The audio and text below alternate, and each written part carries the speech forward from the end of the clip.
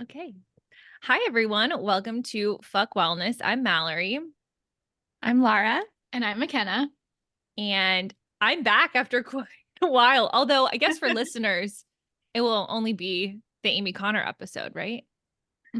Yeah, but it felt like so much longer to me. Felt like you were on like a 9-month leave. Yeah. I was on maternity leave. Yeah. Yeah. Oh Post my having gosh. fits, you guys went on a baby moon. A baby moon. Yeah, exactly. Well, we have another guest today. So we had Amy Connor last week, who is our crush. I don't know. Like, is just one of our favorite people. And then today we have one of my favorite people who I guess can also be Laura McKenna's favorite person, but they can get to know each other better now, which is my grad student and also I would say friend, Emily Htway, who specializes in sexual health for our office. And I've learned so much from in the last couple months, and I feel really lucky to have her here today. Welcome. Thank you. I'm excited to be here. This is my podcast debut, so I'm very excited. I feel like we get so many podcast debuts on here. It's very exciting. We're going off the beaten path of guests, you know. Yeah. Emily, do you want to talk about yourself a little bit and then I can talk about Chili really fast and then we can dive in, or should we do I feel like it's weird to introduce you and then not, yeah, go ahead. Sure. Yeah, I'll talk about myself. Do it, dive in. Yeah. What do the listeners need to know? What do listeners need to know? Well, my name is Emily Htway. I grew up in Southern California and then went to college in Northern California at UC Davis. Famous. Hey. Love it. And that's where I really started my sexual health expertise. I was part of the Love Lab at UC Davis, which is a public health internship that teaches students how to be sexual health specialists and peer educators. And that's where I started doing that in COVID, actually, in 2020. And I did that for my junior and my senior year of college. And it was probably the best thing I'd ever done in my whole college ever. And it was fabulous. And I learned a lot. And in addition to that, I was in the gender studies department. I was also double majoring in physiology. I worked in a lot of different clinical areas as well. And have a very I'm a very medical background, but use that to my advantage for sexual health and peer ed and working in higher ed. So yeah, I've taken a funny little route through medicine and science to talk about sex all the time, and it's been fun. I'm so freaking obsessed with that. I want to know a lot about how you got interested in all of this kind of pre-college, but also I would like to know about the Love Lab. What is... Okay, so the Love Lab, I'll start there. The Love Lab is, so UC Davis has this program called Health Education Promotion, and it's a big public health internship program that focuses on more than just sexual health. They have different categories of areas of focus. So I was in the sexual health team, but there's also a nutrition team and a physical well-being team and an alcohol, tobacco, and other drugs team. I think they're called Safe Party now. And so the way that it works is each of those content areas has an MPH specialist running it. And then they hire 3 students to be the student coordinators. So that's what I was for the sexual health team. And then the next level is they have a bunch of volunteers that learn from the student coordinators, and the student coordinators are all learning from the content area heads who have the MPHs. And so it's a really cool way to see how public health works in across different subject areas, but then also if you're interested in specializing like I was, there's a lot of opportunity for that. So the Love Lab, we called ourselves the Love Lab because it was easier and people recognized what that was. And we have really cute red t-shirts that said Love Lab on it every time we would do something. I can imagine the branding just it's so cute. So good. UC Davis Love Lab on Instagram, also a very good account. Everyone should go follow it. I follow them. Yes, they're fabulous. But yeah, so the Love Lab actually is a physical cart that lives in the health department or in the health center on campus that gives out free condoms and free lubricant and dental dams and pamphlets with information about STIs and what is HIV and what is this and this and this. And so that kind of grew over time to be like the Love Lab team. And so what we did is we stocked the Love Lab. During COVID, we did custom like condom order pickup deliveries. So we would like package condom orders for students and they'd come pick them up at the health center, which was great. And then we would, once the school reopened after COVID, we would go and do sexual health presentations in dorms. So like RAs would contact us and be like, hey, I want you to come to my floor and like teach my kids about whatever. And so we would go and do either like a general sex presentation, or I ended up specializing in birth control and pelvic health. So I did a lot of work with those. So I would give like specifically birth control oriented presentations or specifically HPV oriented presentations. And then eventually I did my senior honors thesis, like in tandem with the gender studies department and the Love Lab. And I ended up doing a survey or an assessment of HPV related knowledge barriers among Asian women on campus. And then I took that data and made programming specifically for Asian women on campus. And I partnered with the Asian and Pacific Islander Retention Initiative. And we did this whole campaign of like a series of programs for Asian students to come and learn. We gave them like boba and mochi donuts, and it was very cute. And it was all very specific to like the AAPI community. So it was a really nice way to like reach that community. And it was a really cool way for like me to connect with other Asian students and then also to like see public health in action. And so then I took that and was like, wow, public health is great. And then I applied to GW and here I am getting my master's. So yeah. Wow. I have like chills you talking about all this because it is so awesome. And I'm kind of like, Mal, like you have a freaking like gold mine right here. How lucky are you? I feel so lucky. I also was just thinking, Emily, how full circle it is that you now oversee 3 undergrads. Like you are now the MPH that has the content specialty that oversees 3 undergrads. So it's sort of fun that you get that next role up now. Honestly, I'm like really excited about it. Like when you gave me ownership of them 3, I was like, oh, yes, I passed over them as Really property to you. Yeah, I'm really excited to like continue it, like knowing what like my experience and how much I loved it, like to give these 3 students that same opportunity is like super exciting. So yeah, totally full circle. I'm very excited. Yeah. And you know, to answer or comment on Laura's thought is I do feel so lucky. And Emily knows this, but we didn't really have any sexual health programming before she came on. It's something that I'm super interested in and like want to advocate for, but we did not have the capacity before she came on really to do a lot of that. And since she started, it's just been like expansion after expansion of things that students have been wanting for so long. I mean, by the end of the semester, how many condoms did we give out? Like it was like close thousands. to 1,000. Yeah, it was Yeah. it was a lot. Billions. Millions, yeah. Okay, there's only like 26,000 GW students, but We're having a lot of sex. I don't know. I mean, maybe. So yeah, I think I feel so lucky to have Emily. And also I think our whole unit is learning a lot from it, even if we're not working directly. Because the fun part about sexual health is like, even if you're not specializing in it, you still benefit from the knowledge as a human. So, you know, there's 2 sides to knowing more about it anyway.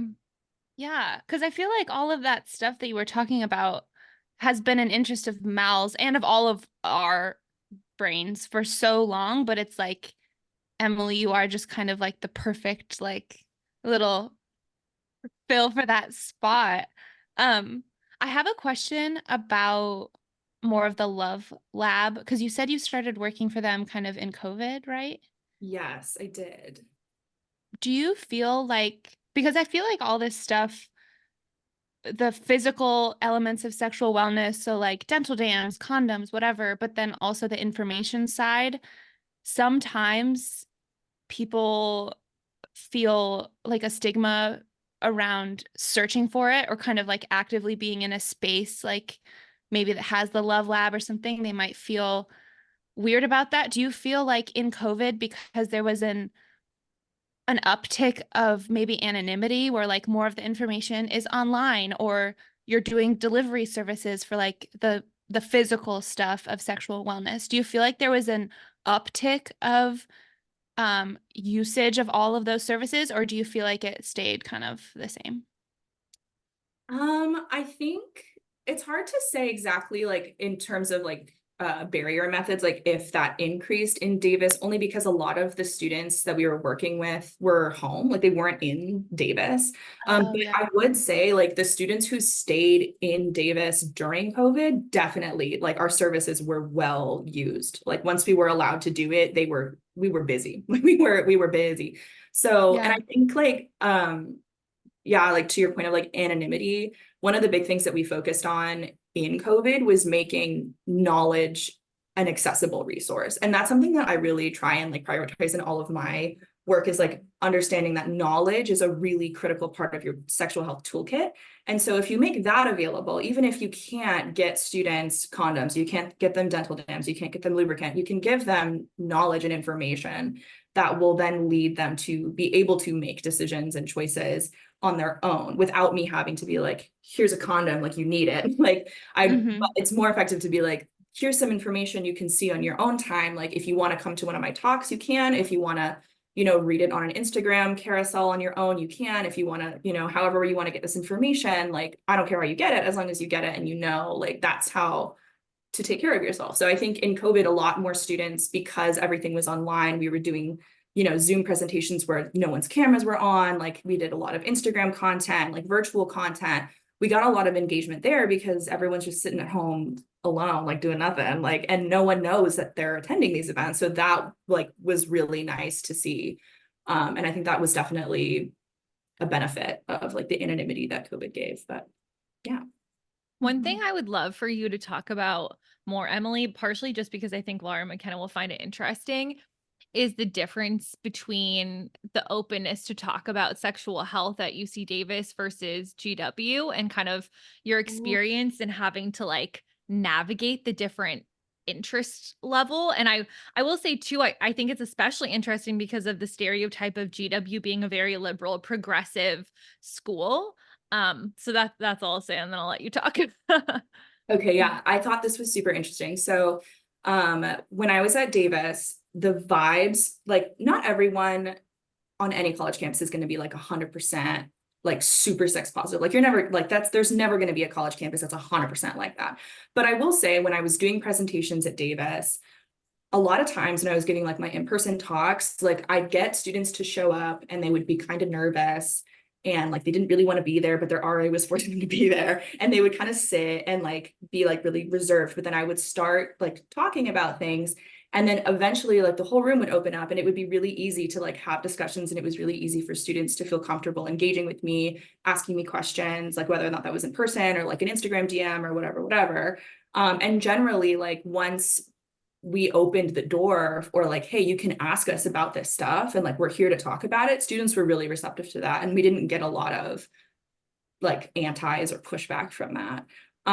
Coming to GW, it was like we were tabling out on like Kogan and no, everyone would like see us and run away. Like there's no association with me or like the condoms on the table or anything. And it's been really interesting to see like so many students are just like so like, oh, I hear a lot of students say like, oh, condoms, like I don't need that. Like maybe you need that, but I don't need that. And they're like, they won't even like, don't even want to engage with me at all. And I think it's so interesting because yeah, like GW is seen as like a pretty liberal campus and like everyone assumes that like, oh, it's like so woke there, whatever. But like really like students are not open to talking to me. Like it takes a lot of steps to get anywhere really with like having students have the willingness to engage with like the content that I'm producing, which I think is really interesting.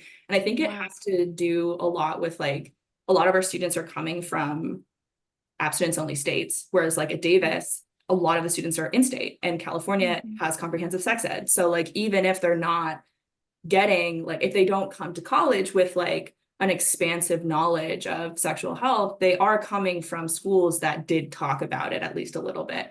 But we have a large student body at GW that didn't get that and has never seen that. And so when they see me tabling with like a bunch of condoms on the table, they're like, oh my God, like I can't believe it. Like they just don't know what to do. Embarrassed. Yeah. Yeah, it's embarrassing. And so it's been a really interesting landscape to navigate and like a new challenge for me in my programming. I would imagine too, like coming from an abstinence only state, I'm sure that there's some sort of like inherent reaction that someone would have of like, run away. Like, this is not, I'm not allowed to do that. Or even if it's not a conscious thought, that's interesting. A more, yeah, maybe diverse population in terms of states coming to the school. Mhm.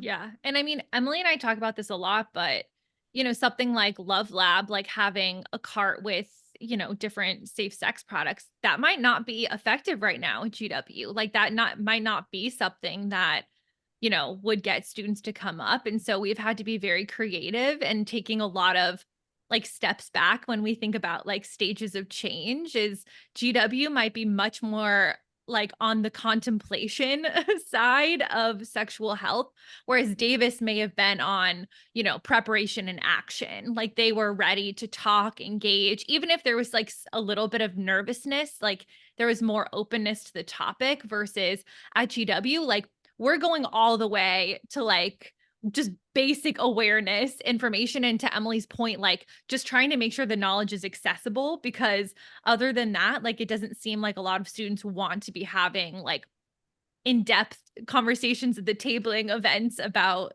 these things. So it's really fascinating. I mean, and this is relevant to like whatever topic or thing you're trying to share about, but thinking about where your population is in terms of readiness to hear and engage with information, and how do you change your delivery or your channel of communication to meet them in the place that they, it's most effective to meet them at.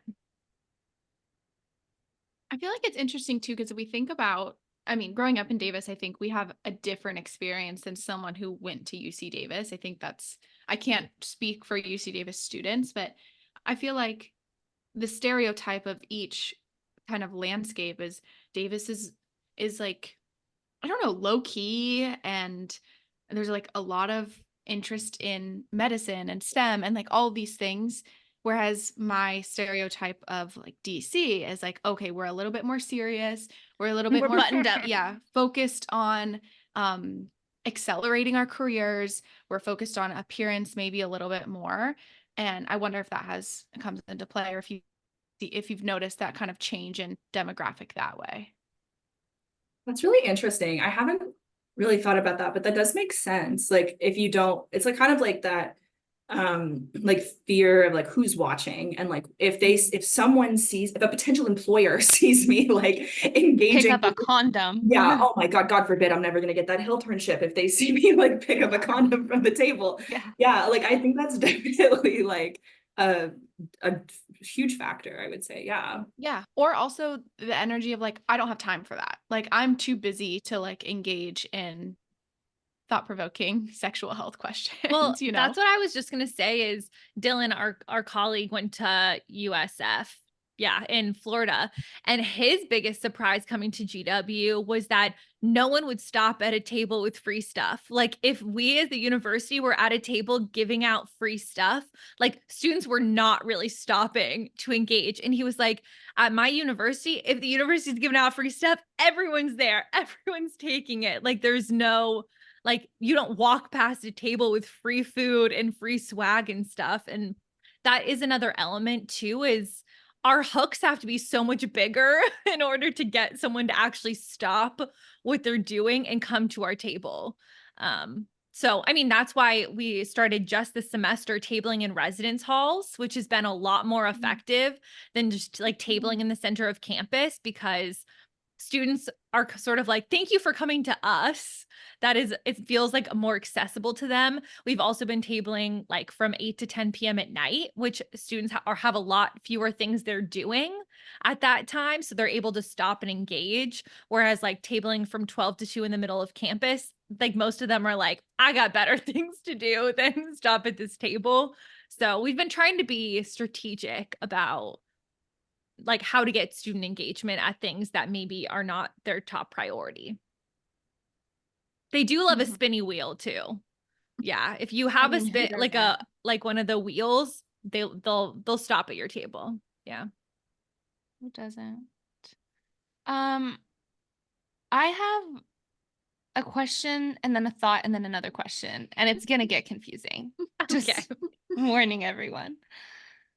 Okay, actually, first thought. So just before this, we went with my friend Carolina, who's visiting. We were at brunch.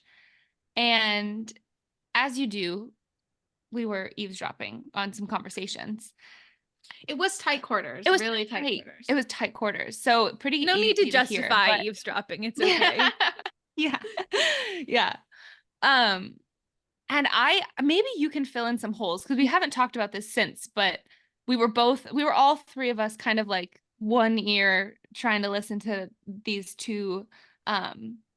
They sounded like two maybe friends who had just met on Bumble BFF because they were really filling in each other on a lot of their beliefs and a lot of their history. So it definitely felt like new friendships, but they were talking about like sex and communication around sex and how and I think this has a lot to do with age, but maybe in one community, like for example, like gay men having sex, it can feel very like super open of being like, okay, well, what do you like? And what kind of roles do you like to fill in a sexual way? And what kind of roles do you fill and whatever? It's like super, super open. Whereas sometimes I think they were saying like in straight dating, like sometimes on like say for a man and a woman, for the woman's attitude is kind of like, I don't have sex. Like I have never had sex. When it's like, no, you have, and you probably will in whatever dating situation you're currently in, but there's that like not allowing yourself to like have an open conversation or probably even have like curiosity around sexual health. Did you hear anything else around that? I had kind of interpreted it as we're growing in straight relationships, Yeah. of like talking. Oh, now people are getting more comfortable with saying, "Hey, I like this," or "Hey, I like this," rather than kind of pretending that it doesn't exist, or that that sex those isn't conversations aren't happening. right. Or that it just magically you're gonna like match. Yeah. You know, Magically, it's going to be 100% match of everything that you want, and everything that you want is perfect, and you're both consenting on all fronts. And you've not talked about it at all. It just happened. With no talking. Yeah. yeah. So my question is like, do either of you notice kind of a difference? And maybe you can't really speak to this because you can't tell, but do you feel like there's a difference between how straight students interact with your content versus non-straight students? I think that it's a little like early to say, I think, but in my small sample size, like what we've done, like with late night tabling and like other little things here and there, I would say that queer students are generally more open. But I think sorry, Sully wants to come inside. I think that queer students are generally more open, mostly because like kind of how you were saying, like queer people and like discussions about queer sex, just it kind of is like a little bit more par for the course. Like if you think about apps like Grindr and like what's the other one, like Sniffies, like there's categories on there where like you're putting in like your preferences so that you can directly find what you're looking for. And so for like straight dating and like straight hookups and things like that, those are not normal things to be looking for. Like nobody's going on Tinder and like putting in like I'm looking for like a femdom, like that's just like not like a thing that straight people are doing. And so I think like definitely, and like this is not to say that I can tell the sexuality of all the students who come and talk to me, but I think like thematically I've noticed that like that more like cis hetero students that I've talked to, it's a lot harder to get them to accept that like sex is something that is not a monolith and like is also something that can do good for them, and is like especially for women too, like it's been really interesting to see like the women students that I've spoken to like realizing that sex is not something that you learn about to protect yourself or like to prevent harm, but is actually something that can do you good and something that can be, good for your well-being and also like the well-being of your partnerships that you have. And yeah, I think it's definitely harder for straight women specifically to like get there, I think. Yeah, very interesting question. And I feel like Emily, you hit on a really important point there, that I feel like before Emily started doing a lot more of the like pleasure, positive focused sexual health stuff, the main communication on campus around sex was STIs and sexual assaults. Right. And because like those are things that college campuses talk about all of the time from an institutional point of view, is like your medical health related to sexual health. And then, you know, Title IX and like, you know, all of the sexual harassment stuff. And those are the conversations. So when students aren't, especially if they don't have a background where they got comprehensive sex ed, they are maybe viewing sex from a like protection point of view of like, I don't want to get pregnant, I don't want to get an STI, and I don't want to get, you know, hurt in some way or put in a position I don't want to be.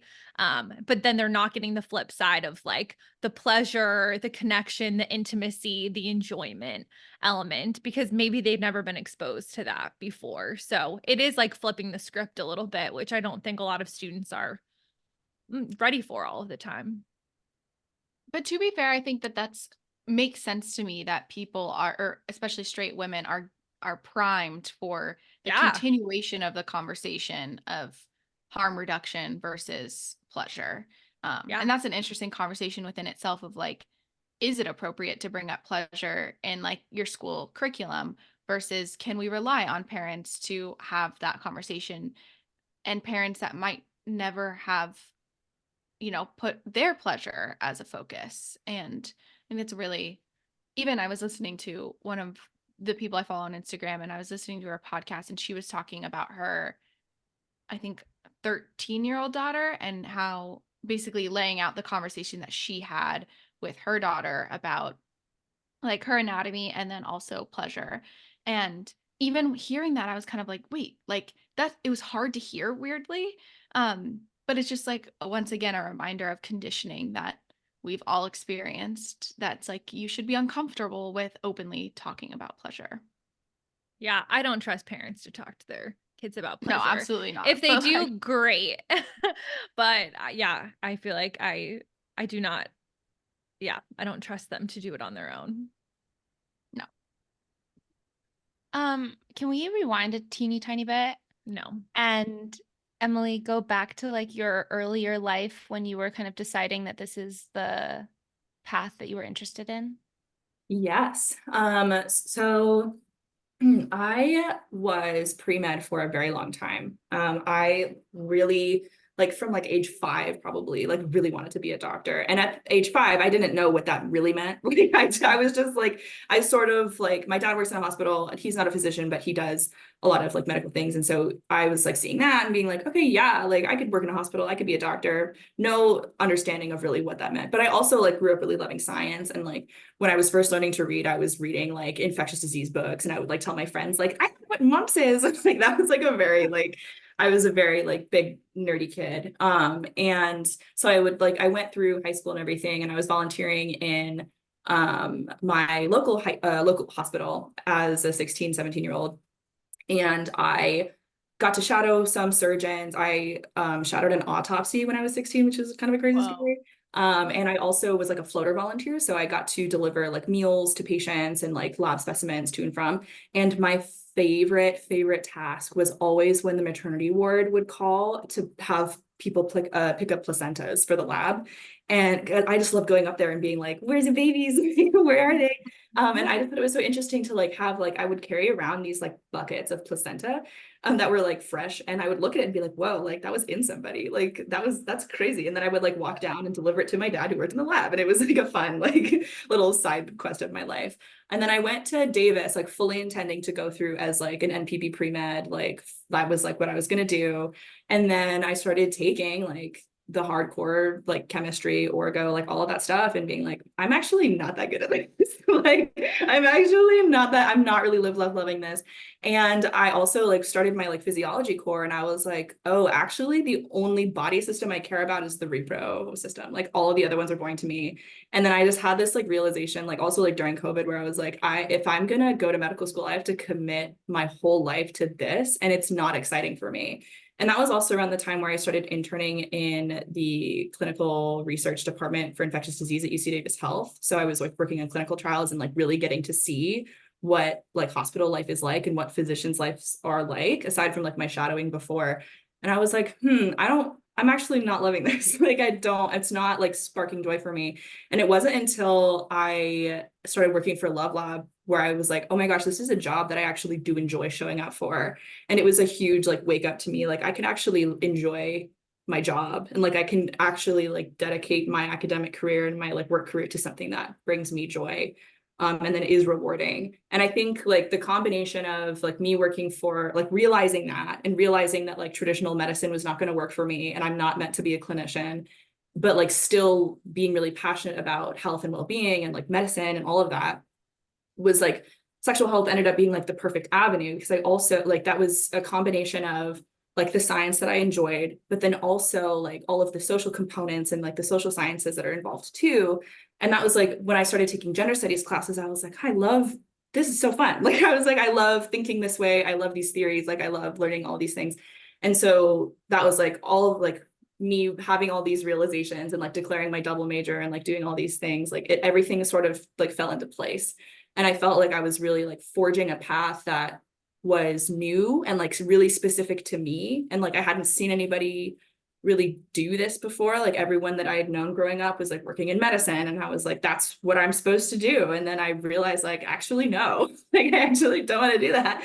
And so it's kind of like nerve-wracking to like go through that and like realize that I like sexual health and that was like my favorite thing. And then like having to tell my parents, like, I'm not going to medical school. Like, I just want to do sexual health forever. It was a funny, tough conversation. But I think it like, yeah, everything just sort of like fell into place. And I think that sexual health as a discipline and like as a area of focus has really grabbed me, because it is such an intersectional and multifaceted space to work in. And there's never like every day is different. It's always exciting. It's also like always fun because like you can't really, like we're not like serious like all like on my like team, like we're never like, you know, buttoned up white collar like serious work. Like we're talking about sex all the time. Like it's always fun. There's always like a light, you know, airy space to that, which I enjoy.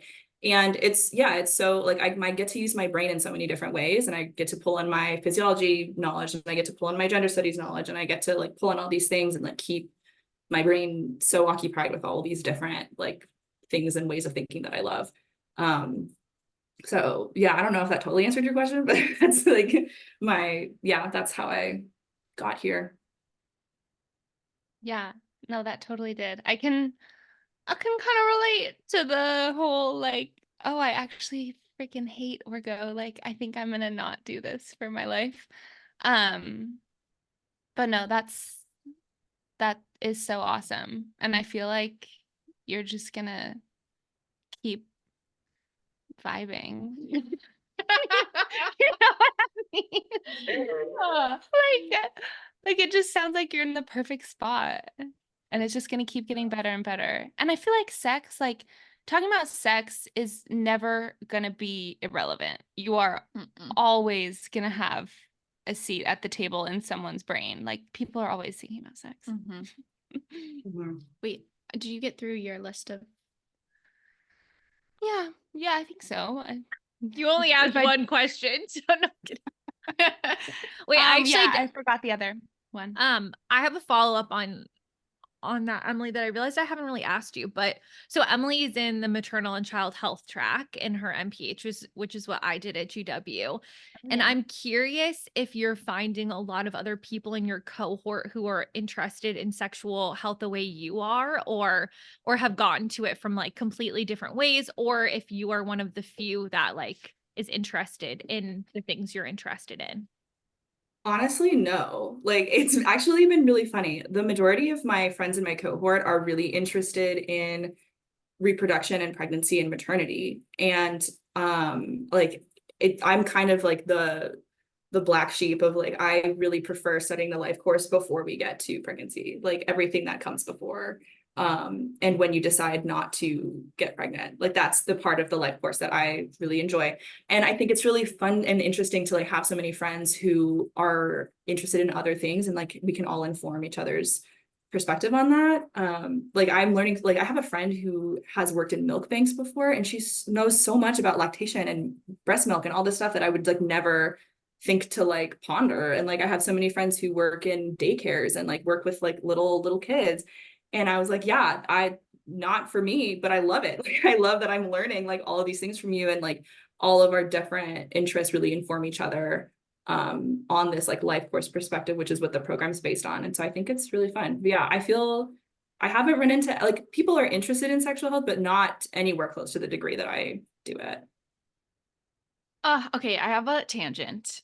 I think that I love that you're in this program because the knowledge I feel like that is out there, especially once someone becomes a parent or a mother, it's so interesting how we shift gears to like maybe not educating that person as much on sexual health or pleasure or whatever it is. It's like this, it's just my own like personal fascination of how we like look at motherhood as like now you've crossed over into this like non-sexual being in a way. And that I think couldn't be far from the case, or couldn't be further from the case. Yeah. And that's just, you can comment on it if you like. I just think it's a really, really fascinating thing about like how we specifically treat women after birth, especially. Mm-hmm. Yeah, I think that's like something I've noticed for sure being in this program is like, yeah, if you're thinking about like where public health intervenes across the life course, yeah, after you give birth and are a parent, then all of the like sexual health like targeting is kind of dissipated from you, and you're just assumed to be like, you're a mother, so now we're going to worry about only maternal health issues and you parenting this new life that you have. And it's never like, we can also circle back to like what you had before that, like all of the things that you were getting before that are also still important and relevant to you. And like just because you are a mother and just because you did give birth doesn't mean that your presence as a sexual being goes away.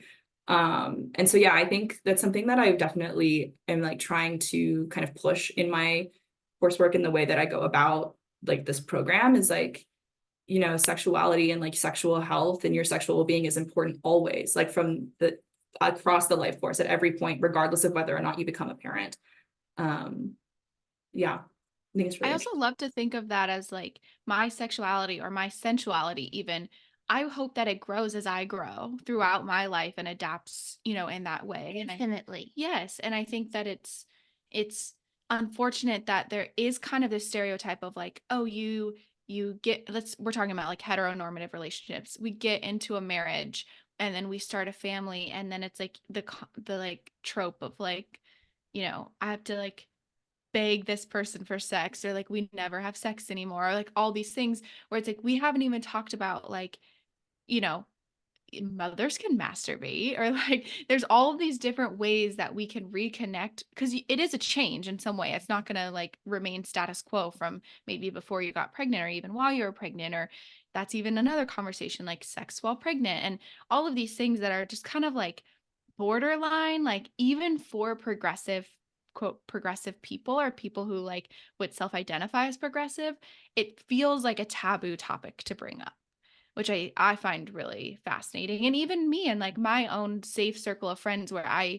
would bring up mostly anything, like I find myself kind of stopping right before I share something like that and being like, oh, like, and then reminding myself, oh, it's okay to talk about this.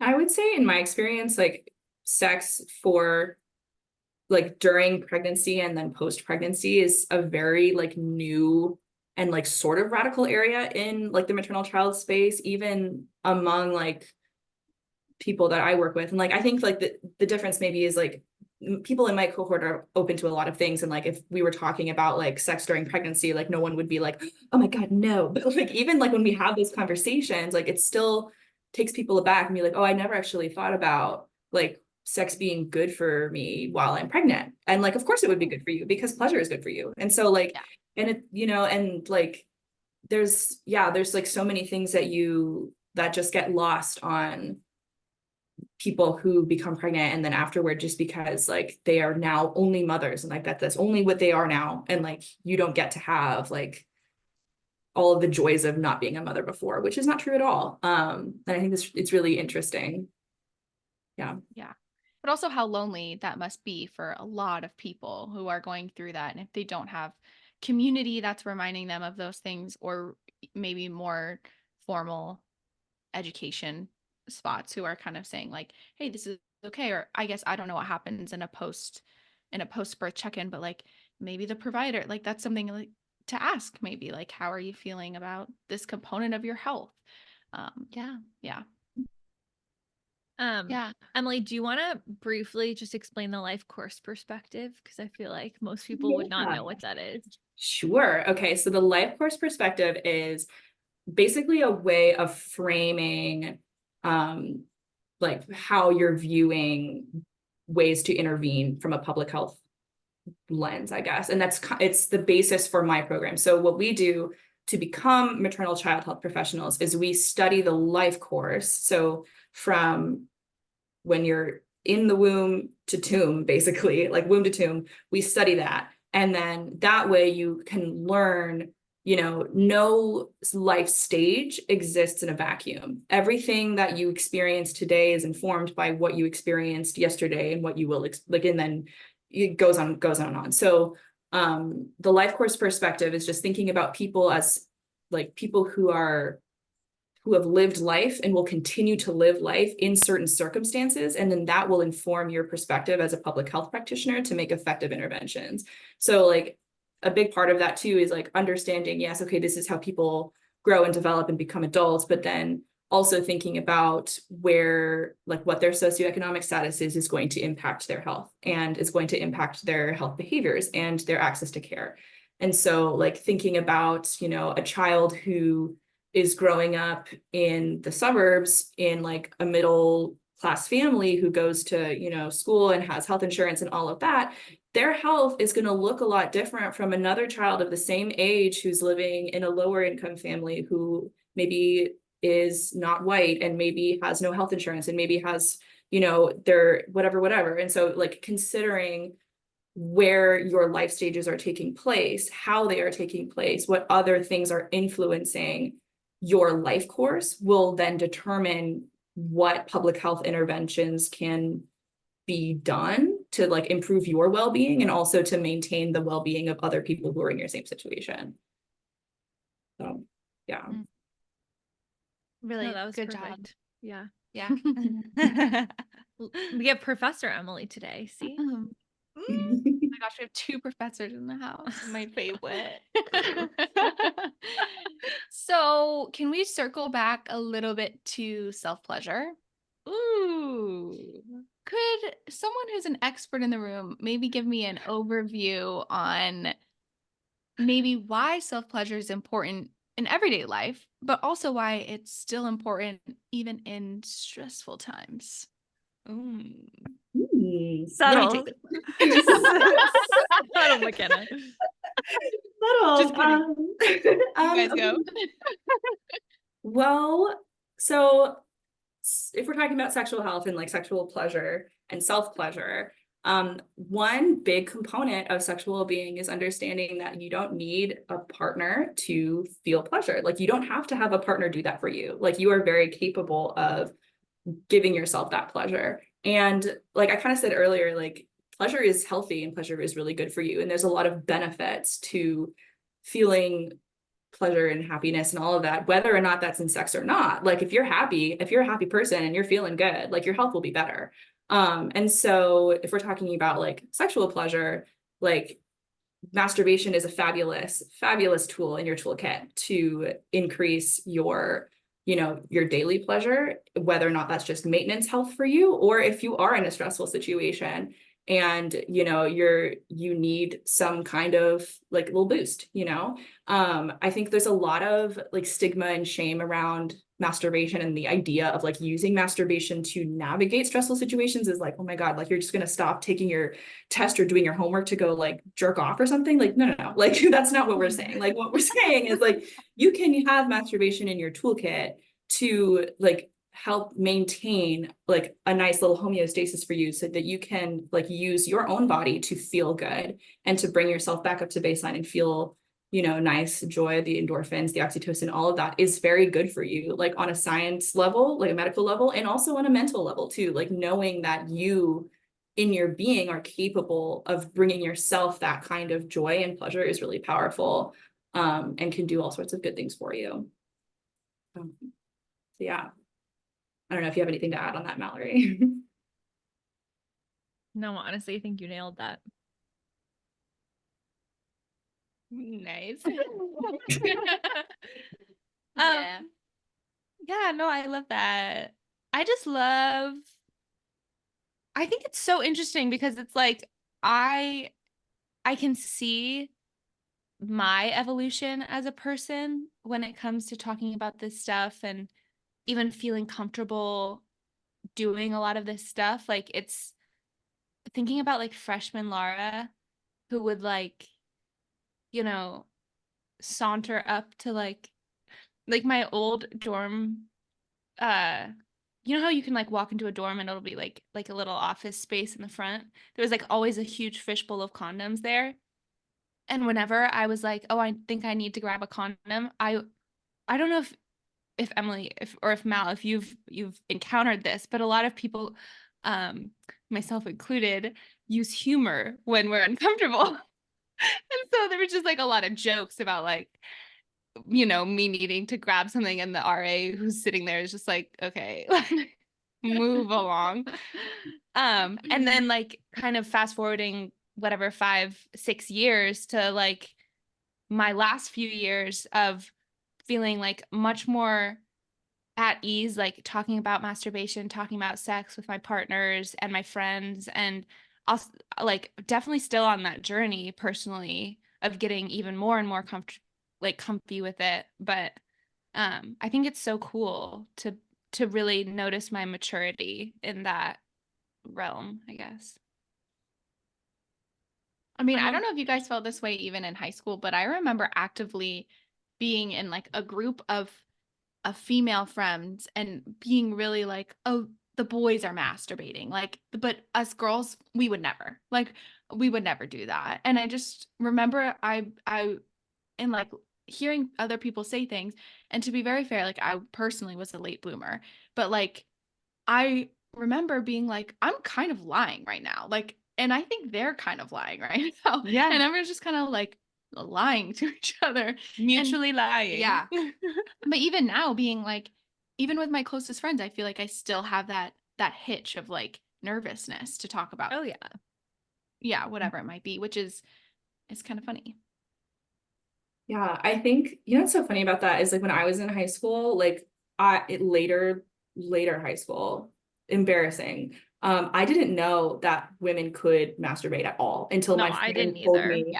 Yeah, I was like in the car with her and she's like, "Did you not know that?" And I was like, "No, like I had no idea." And then she was like telling me about it and I was like, "What body parts do I have?" Like what is like, you know, it's yeah, I think it's really interesting, like especially like in high school, like when like young women are starting to like be curious about that, but then yeah, like oh the boys do that, or like you hear a lot of like on social media being like, oh, if I turn into a boy, the first thing I would do would be to jerk off and see how it feels. But it's like you could just do that. Like, Yeah. you can actually just do that. And like the clitoris has way more nerve endings in it than the penis It'll be does. So better it'll be as better well. for you. Like, you know, you don't have to like pretend that you have a penis to do that. Like it will be much better if you just like rock with what you have. Like it's good. And yeah, I think like especially like talking to students about masturbation, it's so funny to like be like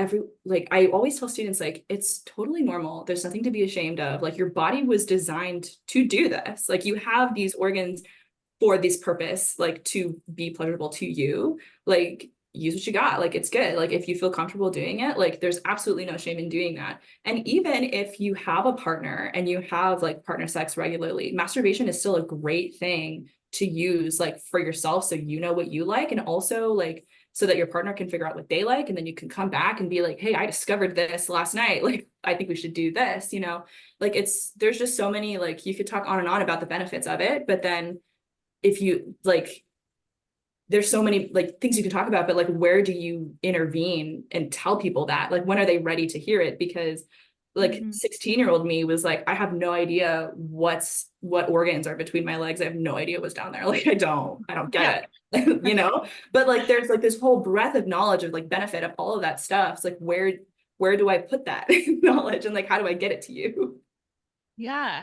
No, it goes back to what Mal, you were saying earlier about just like maybe GW students are a little bit behind the curve, and maybe more of like 16-year-old Emily, like freshman year Lara, who like I would not have been ready to talk about like mutual masturbation or like figuring out what you like, or talking about consent with a new partner and STD stuff. Like, that is so like, wasn't ready for it, but also I don't know, I think it's just so good the work you're doing to kind of challenge people to be like, no, like actually think about this. Like, this is going to help your life be better. I think that we should end the pod with Emily telling us some things she wishes people knew about sexual health, like maybe some like major misconceptions that you're especially passionate about solving or educating people on. Okay. My first thing I would say is that sexual health is healthcare. That is the number one. Like, sexual health is healthcare, whether or not you're having partner sex, whether or not you're in a relationship, it doesn't matter. If you have genitals, it's important for you. And it doesn't always have to be about preventing harm. Like, there are things about your sexual, like, there are ways that you can take care of your sexual wellness that are more than just harm reduction. Like, there is a whole breadth of information and knowledge that is purely for your benefit. And I know it's like it's really easy for me to just say that and harder for some folks to accept that. But if anyone's listening to this podcast and is nervous about like diving off the deep end and learning about sexual health, just know that like, I support you, and like, it is, you know, I'm on your side, and I think you should do it. Yeah. The second thing I will say, especially if you're between the ages of 15 and 24, you should be getting STI testing. That's what I would say. Kind of like circling back into harm reduction.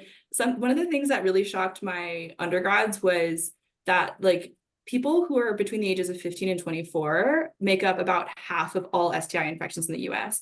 And only like 20-ish% of college women get tested on a regular basis, and only 7% of college men get tested on a regular basis. So that's huge. And I think a lot of that has to do with a number of different intersectional factors. One of them, the big one, being the stigma around it. And then also privacy concerns, like being on your parents' insurance, being on, you know, worried that someone's going to see you getting tested, like all of that. Like, if you, like, part of your sexual health toolkit is to make sure that you get tested regularly, especially if you're in college. Like, it's so important, and it's nothing to be ashamed of. And even if you do test positive for an STI, it does not define you. And it's just a thing that you deal with, just like any other, like getting a cold or getting a scrape or whatever it is. It's just healthcare. It doesn't have to be a big deal. I really want to, one of my goals is to expand like STI testing and acceptance of STI testing on GW's campus, because it is so important. And I know a lot of students want to learn about that, and there's just so many barriers to accessing that. So that is a passion of mine. And I think my number 3 would be, if you aren't already vaccinated for HPV, you should do it. Gardasil is a fabulous vaccine. It's very easy. It's only 3 doses if you are above the age of 15. And a lot of men don't have it because they think that it's just like a women's problem because of cervical cancer being so prevalent with HPV infections. And that is not true. So if you are a man, or if you have a penis, you should get the HPV vaccination. This is very important. And it will do a lot of good. And also, HPV is everywhere. Like, it's absolutely everywhere. I go to a lot of conferences with the ACHA, and the other day we had a talk where they were saying that there's new research coming out that HPV can live under your fingernails and like be transmitted from your fingers to genitals in some cases. It's not super common, but it's possible. And I heard that and I was like, great. That sucks. That sucks. I was like, oh no, like this is so bad. And yeah, just that's a tool that I would love in everyone's toolkit. My thesis was on HPV, so it's one thing that I love talking about. And I just like, I am a Gardasil ad. I'm a walking Gardasil ad. Like, please, everybody go get it. Like, it's so easy, and you'll be doing everyone the favors. It's just 3 and then you're done. Yeah. Just 3 and then you're done. It's so easy. Boom, boom, Boom, boom, boom. So easy. So That was yeah. great. Wow. Laura, Ken, any that final was- questions? No, that was incredible. You're invited back anytime. Oh my gosh, yay, thank you. That is yeah, Laura's never done that before. Just kidding. Well, Emily, thank you so much for coming on the pod. I can just say, and you already know this, but I'm so grateful to have you on my team and to have you as a friend and someone that I really enjoy learning from. So it's fun to have you on here, but also fun to know that I get to see you most days of the week for the next year and a half at least. At least. Stop bragging, Mal. Yeah. I know. I'm pretty lucky. Okay, everyone. Thanks for listening. Bye. Bye.